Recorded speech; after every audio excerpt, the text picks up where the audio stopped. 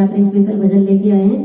आप सबको अच्छा लगे तो मेरे चैनल को लाइक शेयर सब्सक्राइब जरूर करना और कमेंट में जय माता दी जरूर लिखना। तो बोलो सच्चे दरबार की जय।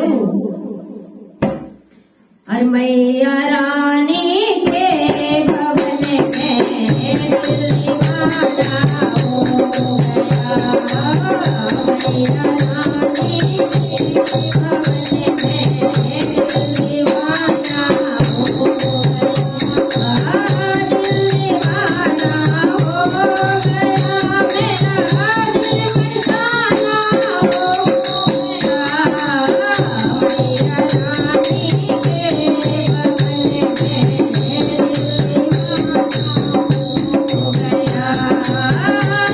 एक तो मजे मेरे सुंदर दूसरी पायल सजी। एक तो मजे मेरे दूसरी पायल सजी। रामा वरे लगाना दिल दीवाना हो गया। रामा वरे लगाना आना हो गया।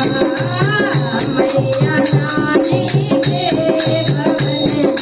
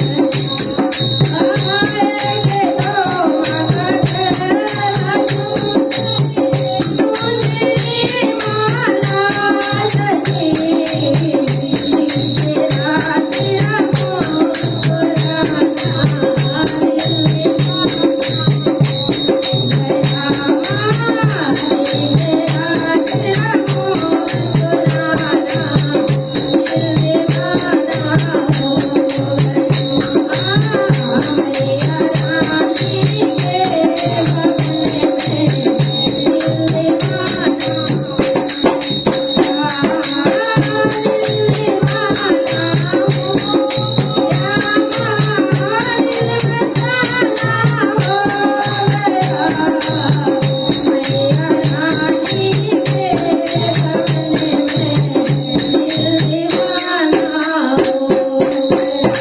बोलो सच्चे दरबार की। जय